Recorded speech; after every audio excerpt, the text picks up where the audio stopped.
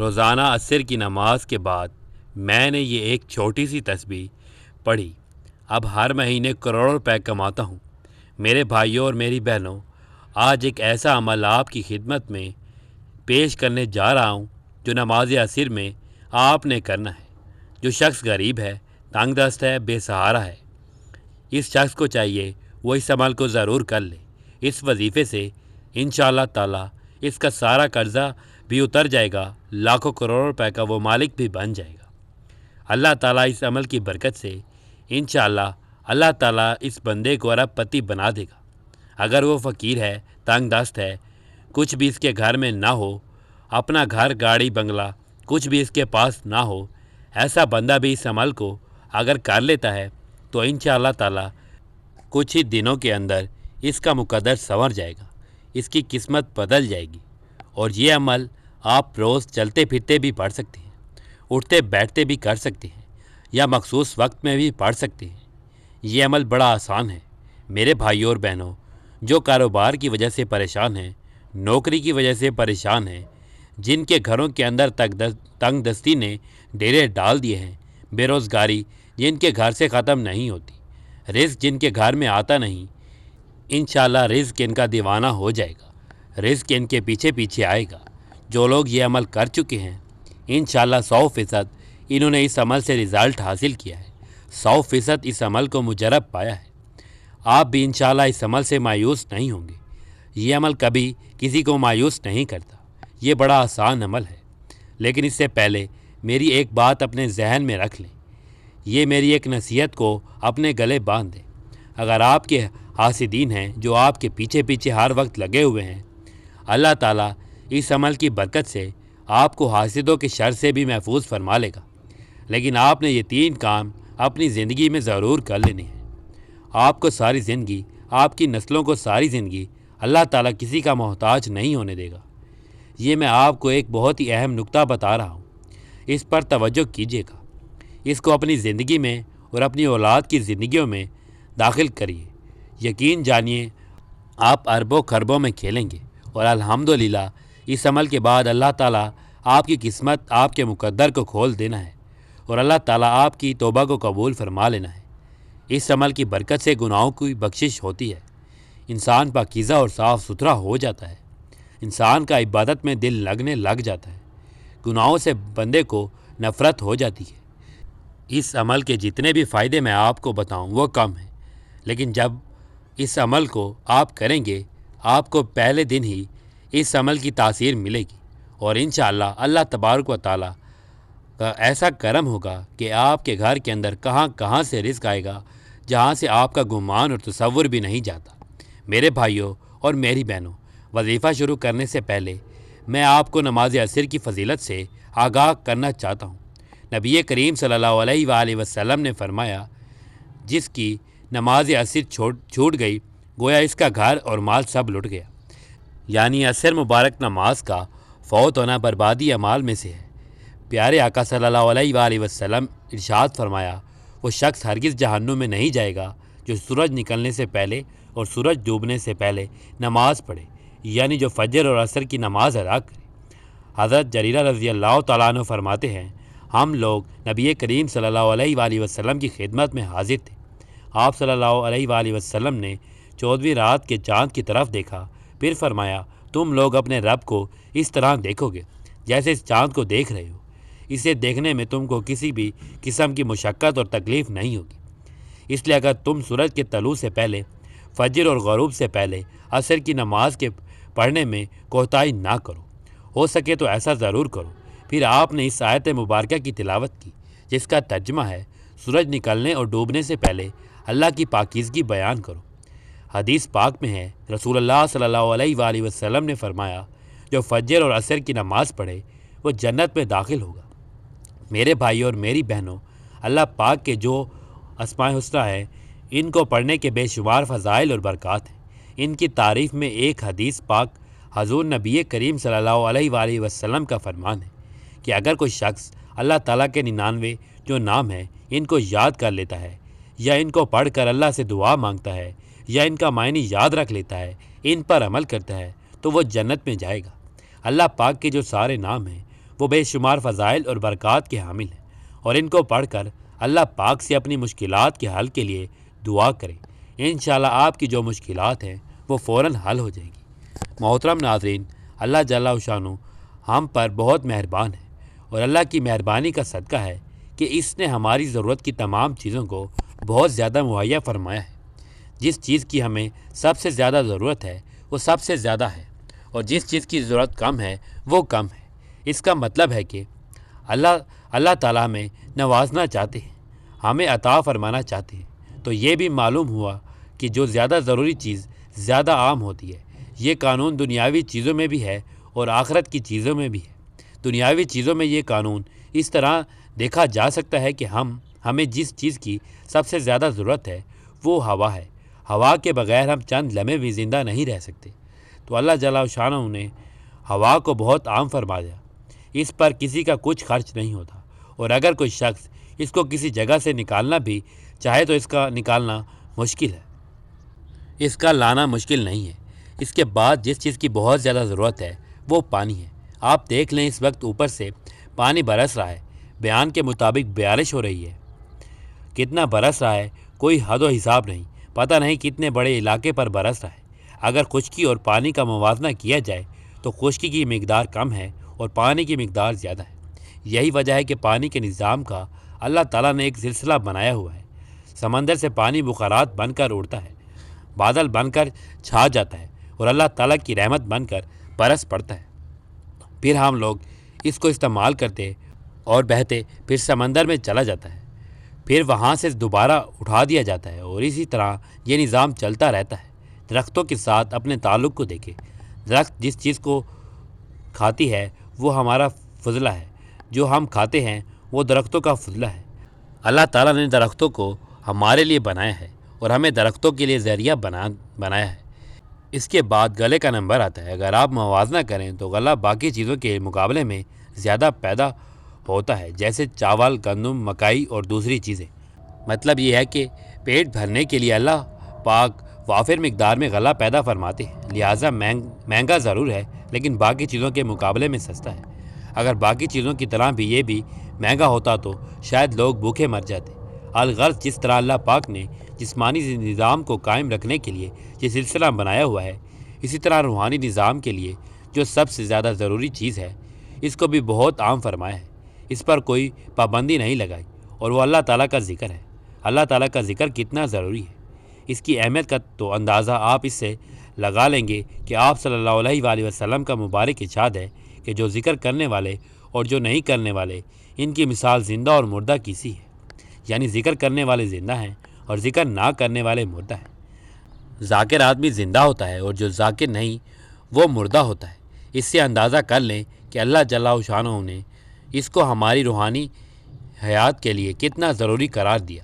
پھر اللہ پاک نے اس پر کوئی پابندی بھی نہیں لگائی، وضو کی پابندی نہیں لگائی، صرف ایک پابندی لگائی کہ گندی جگہ پر نہ کرو، باقی ہر طرح سے اللہ پاک کا نام لیا جا سکتا ہے۔ لیٹنے، کھڑنے، بیٹھے ہر طرح سے کیا جا سکتا ہے۔ بلکہ عقل مندوں کی جو نشانی بتائی گئی ہے وہ یہ ہے کہ بے شک کائنات کے اندر اور رات دن کا جو الٹ پھیر ہے، اس میں عقل مندوں کے لیے بڑی نشانیاں ہیں۔ پھر اللہ پاک نے عقل مندوں کی تعریف خود فرمائی کہ عقل مند کون لوگ ہیں، تو فرمایا کہ عقل مند وہ لوگ ہیں جو کھڑے، بیٹھے، لیٹے ہر حالت میں اللہ تعالیٰ کو یاد کرتے ہیں، اور کائنات کی پیدائش میں اور جو کچھ اس میں ہے اس پر غور و فکر کرتے ہیں، اور ان کے دل سے بے ساختہ یہ بات بلند ہوتی ہے کہ اے اللہ، تو نے اس سب چیزوں کو بے فائدہ پیدا نہیں کیا، بس ہمارے اوپر بھی فضل فرما دے اور ہمیں عذاب جہنم سے نجات فرما دے۔ تو عقل مندوں کی نشانی یہ بتائی گئی ہے کہ ذکر کے بارے میں فرمایا کہ اللہ تعالیٰ کا ذکر خوب کثرت سے کرو اور صبح شام اللہ تعالیٰ کی تسبیح بیان کرو۔ ساتھ میں یہ بھی فرمایا، سبحان اللہ، کیا عجیب شان ہے ذکر کی۔ اللہ پاک فرماتے ہیں کہ اگر تم اللہ کو مجلس میں یاد کرو گے تو اللہ تعالیٰ اس مجلس سے بہتر مجلس یعنی فرشتوں کی مجلس میں تمہیں یاد کریں گے۔ اور یہ بھی فرمایا کہ اگر تم اللہ پاک کو دل میں یاد کرو گے تو اللہ تعالیٰ اپنے آپ کے ساتھ تمہیں یاد کر لیں گے۔ یہ تو حدیث شریف ہے۔ اس کے بارے میں بعض لوگوں کے ذہن میں ہوگا کہ پتہ نہیں، ضعیف ہے، کمزور ہے، اس قسم کی باتیں آج کل بہت سننے کو ملتی ہیں، لیکن قرآن پاک کو تو کوئی ضعیف نہیں کہا۔ کہہ سکتا، قرآن پاک میں ہے، پس تم مجھے یاد کرو میں تمہیں یاد رکھوں گا۔ اب اس کو کون ضعیف کہے گا؟ بات بالکل وہی ہے۔ وہ حدیث شریف اس آیت کی تشریح ہے۔ اس کا مطلب ہے کہ اللہ جل شانہ اپنے یاد کرنے والوں کو یاد رکھتے ہیں اور اس میں کوئی دوسری بات نہیں۔ ہاں، اس کی تشریح پھر علماء کرام نے مختلف انداز میں کی ہے۔ ایک تو اس حدیث شریف کی روشنی میں تشریح کی کہ اللہ پاک وہاں فرشتوں کی مجلس میں یاد فرماتے ہیں اور اپنے آپ کے ساتھ بھی یاد رکھتے ہیں۔ ایک تشریح یہ ہے کہ اللہ پاک کا یاد کرنا اور یاد رکھنا یہ ہے کہ اس کو مخلوق سے یاد کروا دیتے ہیں۔ ذاکرین کو لوگ بھی نہیں بولتے۔ یہ آپ حضرات نے بھی دیکھا ہوگا کہ جو ذاکرین ہیں لوگ ان کو نہیں بھولتے۔ خواجہ محی الدین چشتی اجمیری رحمۃ اللہ علیہ پتہ نہیں کب تشریف لے گئے ہیں اس دنیا سے، لیکن کیا لوگ اس کو بھی بھول گئے؟ اسی طرح حضرت شیخ عبد القادر جیلانی رحمۃ اللہ علیہ، حضرت مجدد الف ثانی رحمۃ اللہ علیہ، حضرت امام غزالی رحمۃ اللہ علیہ، الغرض ذکر کی لائن سے جو بھی وابستہ ہیں ان کو لوگ بھولے نہیں۔ اللہ جل شانہ ساتھ میں یہ بھی فرمایا، سبحان اللہ، کیا عجیب شان ہے کہ ذکر کی اللہ پاک فرماتے ہیں کہ اگر تم اللہ کو مجلس میں یاد کرو گے تو اللہ تعالیٰ اس مجلس سے بہتر مجلس یعنی فرشتوں کی مجلس میں تمہیں یاد کریں گے۔ اور یہ بھی فرمایا کہ اگر تم اللہ پاک کو دل میں یاد کرو گے تو اللہ تعالیٰ اپنے آپ کے ساتھ تمہیں یاد کر لیں گے۔ تو یہ حدیث شریف ہے۔ اس کے بارے میں بعض لوگوں کے ذہن میں ہوگا کہ پتہ نہیں ضعیف ہے، کمزور ہے۔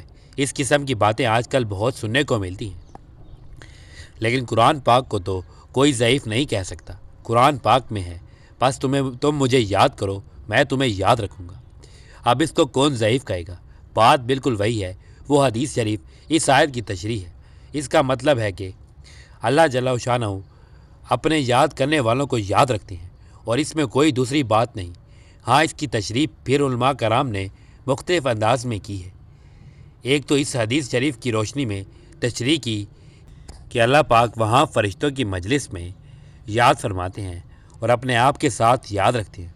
ایک تشریح یہ ہے کہ اللہ پاک کا یاد کرنا اور یاد رکھنا یہ ہے کہ اس کو مخلوق سے یاد کرواتے ہیں۔ ذاکرین کو لوگ بھی نہیں بھولتے۔ یہ آپ حضرات نے بھی دیکھا ہوگا کہ جو ذاکرین ہیں لوگ ان کو نہیں بھولتے۔ خواجہ محی الدین چشتی اجمیری رحمۃ اللہ علیہ پتہ نہیں کب تشریف لے گئے ہیں اس دنیا سے، لیکن کیا لوگ اس کو بھول گئے؟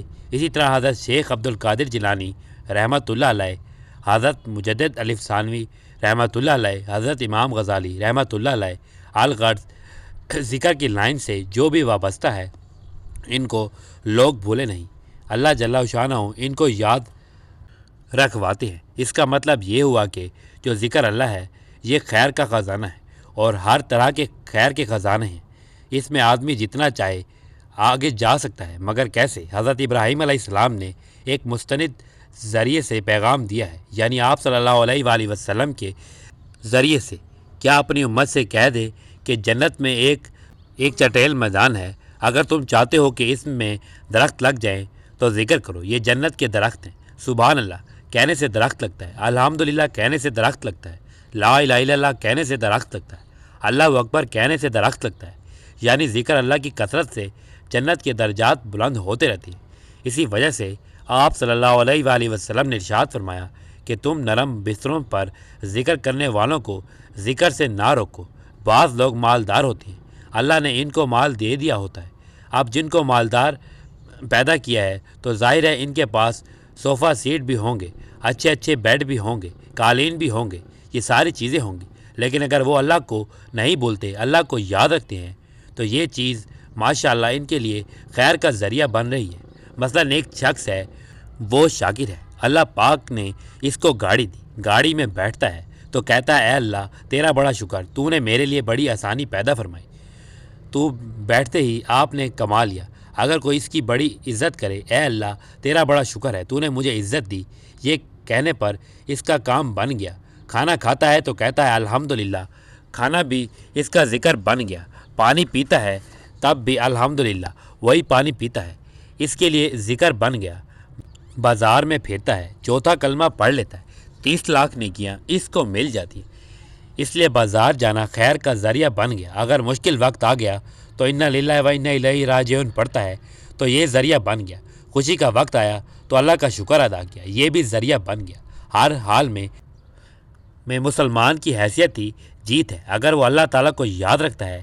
زبان ایک چھوٹا سا عضو ہے، اس کو ہلانے میں کوئی زبردستی نہیں، کوئی پریشانی یا تکلیف نہیں ہوتی، لیکن آپ کو یہ ہر وقت فائدہ پہنچا سکتا ہے۔ ذکر کرنے کی عادت آپ کو ہر وقت فائدہ پہنچا سکتی ہے۔ آپ کے پاس کسی چیز کی کمی نہیں، آپ اپنے درجات بلند کروا سکتے ہیں۔ اپنے گناہ معاف کروانے میں تو استغفار پڑھیں۔ اللہ تعالیٰ کی رحمتوں کو اپنی طرف متوجہ کروانا ہے تو درود شریف پڑھیں۔ اللہ تعالیٰ کی رحمت کی نگاہ اپنی طرف متوجہ کروانا ہے تو قرآن پاک کی طرف تلاوت کریں۔ مطلب یہ ہے کہ ہر حالت میں آپ کما سکتے ہیں۔ یہ زندگی آپ کو اللہ پاک نے کمانے کے لیے دی ہے، لیکن اس کی قدر بھی تو کیجیے۔ قدر کرنے سے کام بنتا ہے۔ یہ ذکر ہمارے دلوں کے اندر اتر جائے تاکہ ہم ہر موقع پر ذکر کر سکیں۔ جو باتیں میں اس وقت کر رہا ہوں یہ معلومات کی حد تک ہے۔ ہو سکتا ہے آپ میں سے بہت سارے لوگوں نے یہ بات پہلے بھی سنی ہو، تو وجہ کیا ہے؟ وقت پر ذکر یاد نہیں رہتا۔ ہر انسان کی زبان سے بے صبری کے الفاظ کیوں نکلتے ہیں، ناشکری کے کلمات کیوں نکلتے ہیں، موقع پر انسان سے لا یعنی گفتگو کیوں ہو جاتی ہے، وقت پر انسان کو ذکر کیوں یاد نہیں آتا۔ واقعی مسئلہ ہے، لیکن وہ مسئلہ کیا ہے؟ وہ مسئلہ یہ ہے کہ دل بیمار ہے۔ بیمار دل میں خدا کہاں آتا ہے؟ اس کے لیے انسان کو ایک اور محنت کرنے کی ضرورت ہے۔ یہ علمی باتیں ہیں۔ اس علمی باتوں پر انسان کو یقین آ جائے، اس پر عمل ہو جائے تو اس پر دوام آ جائے، اس کے اندر ایک اخلاص آ جائے، پھر وہ اخلاص قبول ہو جائے تو سبحان اللہ پھر بات بنے گی۔ ہم نے ان لوگوں کو دیکھا جنہوں نے وقت کی قدر کی ہے۔ ایک دفعہ میں ایک عالم صاحب کے ساتھ سفر کر رہا تھا۔ میری گاڑی میں بیٹھے آپس میں باتیں کر رہے تھے اور الحمدللہ باتیں دین کے متعلق تھیں۔ اچانک حضرت نے تسبیح نکالی اور فرمایا، بہت باتیں کی، چلو آپ کچھ کام کر لیتے ہیں، آپ تھوڑا سا غور کر لیں، یہ کتنا پیارا کلمہ ہے۔ فرمایا بہت باتیں کی، چلو تھوڑا سا کام کر لیتے ہیں۔ آج ذکر کرنے والوں کو لوگ کام کرنے والے سمجھتے ہیں۔ صاف بات کرتا ہوں، نہیں، لوگ ان کو کام کرنے والا نہیں سمجھتے، حالانکہ وہ تو فرما رہے تھے بہت باتیں کی، چلو آپ کچھ کام کر لیں، تو اس کو کام سمجھنا بہت بڑی بات ہے۔ اس سے بڑی کام کی اور کیا بات ہوگی کہ اللہ تعالیٰ کے ہاں آپ یاد ہو رہے ہیں۔ ہم دفتروں میں کام کرتے ہیں، دفتر کے لیے ہم کیا کچھ کرتے ہیں، آدمی کیا کچھ کرتا ہے، پتہ نہیں کیا کیا خوش آمدیں اور کیا کیا طریقے لوگوں نے ایجاد کیے ہیں۔ آگے پیچھے وہ سب کچھ کرتے رہتے ہیں۔ کیوں؟ ان کو پتہ ہوتا ہے کہ میری پرموشن ان کے ہاتھ میں، اگر میں ایسا نہیں کروں گا تو مشکلات پیش آ سکتی ہیں۔ اللہ پاک ہمارے لیے آسانیاں پیدا فرماتے ہیں۔ تو ناظرین، وقت کی نزاکت کو مد نظر رکھتے ہوئے وظیفے کی طرف چلتے ہیں۔ میرے بھائیوں اور میری بہنوں، آپ نے یہ وظیفہ نماز عصر میں کرنا ہے۔ آپ نے یہ وظیفہ باوضو ہو کر مصلی پر بیٹھ کر محمد مصطفیٰ صلی اللہ علیہ وآلہ وسلم کی ذات پر 11 بار درود شریف پڑھنا ہے۔ درود پاک پڑھنے کے بعد آپ نے اللہ کے یہ 2 نام یا اللہ یا رحمان کی 100 دانوں کی تسبیح کرنی ہے۔ یاد رہے کہ عصر کی نماز کے بعد آپ نے یہ ایک تسبیح کرنی ہے۔ انشاءاللہ اس سے آپ کے رزق میں برکت ہوگی، عمل میں برکت ہوگی، جو شر ہے وہ آپ سے دور چلے جائیں گے اور خیر ہی خیر اور عافیت کا معاملہ ہوگا۔ اور اس کے بعد 3 دفعہ سورۃ اخلاص پڑھنی ہے۔ قل هو اللہ احد اللہ الصمد لم یلد ولم یولد ولم یکن لہ کفوا احد۔ حضرت انس نبی کریم صلی اللہ علیہ وآلہ وسلم سے روایت فرماتے ہیں، جو شخص روزانہ 200 مرتبہ قل هو اللہ احد پڑھے تو اس کے 50 سال کے گناہ اس کے نامہ اعمال سے مٹا دیے جاتے ہیں۔ البتہ اس پر قرض ہو تو وہ بھی معاف نہیں ہوتا جب تک ادا نہ کرے یا صاحب حق معاف نہ کرے۔ اور یہ ایک حدیث میں ہے کہ حضرت انس نبی کریم صلی اللہ علیہ وآلہ وسلم سے روایت فرماتے ہیں کہ جو شخص سوتے وقت دائیں کروٹ پلٹ کر 100 مرتبہ قل هو اللہ احد پڑھے تو قیامت کے دن اللہ اس سے فرمائے گا، اے بندے دائیں جانب سے جنت میں داخل ہو جا۔ یعنی آپ اسے اندازہ لگا سکتے ہیں کہ چھوٹا سا کام ہے، چھوٹا سا عمل ہے اور اس کی فضیلت اور اجر بہت زیادہ ہے۔ تو ایک مختصر سا کلمہ اللہ پاک نے ہمیں عنایت کیا ہے۔ فرمایا کہ جنت کے خزانوں میں سے ایک خزانہ اس امت کو دیا ہے اور وہ کلمہ ہے ولا حول ولا قوت الا باللہ العلی العظیم۔ جو توقعات ہم نے لوگوں سے وابستہ کر رکھی ہیں، بس اس کلمے کے ساتھ آپ سمجھ لیں کہ وہ اللہ تعالیٰ کے ساتھ ہیں۔ مطلب یہی ہے کہ انسان اس ڈر سے کہ کہیں مجھے نقصان نہ پہنچ جائے یا اس وجہ سے آتا ہے کہ مجھے فائدہ ہو جائے اس سے زیادہ اور کیا ہو سکتا ہے؟ یہ دو باتیں ہی ہو سکتی ہیں۔ تو لا حول ولا قوت میں یہ بات بتائی گئی ہے کہ نقصان سے بچانے والی طاقت بھی اللہ ہے اور خیر دینے والی طاقت بھی اللہ کی ہے۔ وہی اونچی شان ہے اور وہی اونچی عظمت والا ہے۔ اس کا مطلب یہ ہوا کہ اگر ہمارے دل کے اندر یہ یقین آ جائے اور یہ بات بیٹھ جائے تب ہم اس کو کام سمجھیں گے، کیونکہ یہ چیز ہمارے سامنے ہوگی۔ یہ سب کچھ لکھا جا رہا ہے، جو آپ نے کیا، جو آپ بولے وہ سب نوٹ کر لیا گیا۔ آپ کی سب چیزیں نوٹ ہو رہی ہیں اور یہ ریکارڈ ایسی جگہ جاتا ہے جہاں یہ تلف نہیں ہو سکتا، جہاں اس کو آگ نہیں لگ سکتی۔ یہ محفوظ ہوتا ہے، اتنا محفوظ ہوتا ہے کہ جس وقت میزان پر اعمال تولے جائیں گے تو لوگوں کو یہ اعمال نامے دیے جائے گا کہ پڑھ، آپ کا پڑھنا خود ہی کفایت کرے گا، اب خود اس کو پڑھ لے۔ اس وقت کیا ہوگا؟ اس وقت جب اپنے اعمال نامے کو انسان دیکھے گا تو چیخ اٹھے گا کہ یا اللہ، اس میں نہ کوئی چھوٹا سا عمل باقی ہے، نہ کوئی بڑا عمل باقی ہے، ساری کی ساری چیزیں اس میں موجود ہیں۔ جو میں نے عطا گہرائیوں میں کی تھی وہ بھی موجود ہیں، جو میں نے لوگوں کے سامنے کی ہے وہ بھی موجود ہیں، جو بڑے کام کیے تھے وہ بھی موجود ہیں اور جو چھوٹے کام کیے تھے وہ بھی موجود ہیں۔ تو سب کا سب ریکارڈ موجود ہے، اس کو کوئی تلف نہیں کر سکتا۔ ہاں، ایک بات ہے کہ جس نے ریکارڈ بنایا ہے وہ اس کو تلف کر سکتا ہے اور اس کا طریقہ بھی بتا دیا ہے۔ اگر کسی کا غلط ریکارڈ ہے تو وہ تلف کیا جائے اگر آپ چاہیں، اور وہ کیا ہے؟ توبہ اور استغفار۔ توبہ کے ساتھ تمام برائیاں ختم، کیسے ختم؟ ایسی ختم جیسے کسی نے کی ہی نہ ہو۔ اعمال نامہ ایسے پاک ہو جاتا ہے جیسے کسی نے کچھ کیا ہی نہ ہو۔ یہ چیز آپ کے اور ہمارے پاس موجود ہے۔ اب دیکھ لیں کہ سوائے شیطان کے اور کون سی چیز ہے جو ہمیں استغفار سے روکتی ہے، جو ہمیں توبہ سے روکتی ہے۔ اللہ کے سامنے گر گرانے سے اور معافی مانگنے سے آپ کے گزشتہ گناہ معاف ہو سکتے ہیں، لیکن اس کی توفیق بہت کم ملتی ہے۔ آخر کیوں؟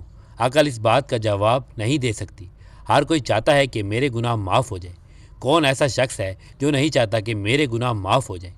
طریقہ موجود ہے۔ وعدہ کرنے والے سب سے زیادہ وعدہ پورا کرنے والا ہے، نہایت مہربان اور نہایت سخی، ہمارے مانگنے سے زیادہ عطا کرنے والا ہے۔ یہ ساری چیزیں موجود ہیں، لیکن ہماری نظر اس طرف نہیں جا رہی۔ آخر کیا وجہ ہو سکتی ہے؟ جس وقت توبہ کا حکم آ گیا تو ایک شیطان اپنے سر پر خاک ڈالنے لگا کہ ہائے افسوس، ہائے افسوس، میں صبح سے شام تک لوگوں سے غلطیاں کرواؤں گا اور آخر میں یہ توبہ کر کے سب کچھ معاف کروا لے گا۔ تو دوسرے شیطان نے کہا، کوئی پرواہ نہیں کرو، ہم ان سے ایسی غلطیاں کروائیں گے جس کو یہ گناہ نہیں سمجھیں گے، تو پھر توبہ کون کرے گا؟ کیا ایسی صورتحال آج کل نہیں ہے؟ آپ صلی اللہ علیہ وآلہ وسلم نے فرمایا، دنیا کی محبت ساری خطاؤں کی جڑ ہے۔ تو آپ کہہ سکتے ہیں کہ دنیا کی محبت تمام ظالموں کا امیدوار ہے۔ دنیا کی ہر محبت کے ساتھ کوئی نہ کوئی ظلمت ہے۔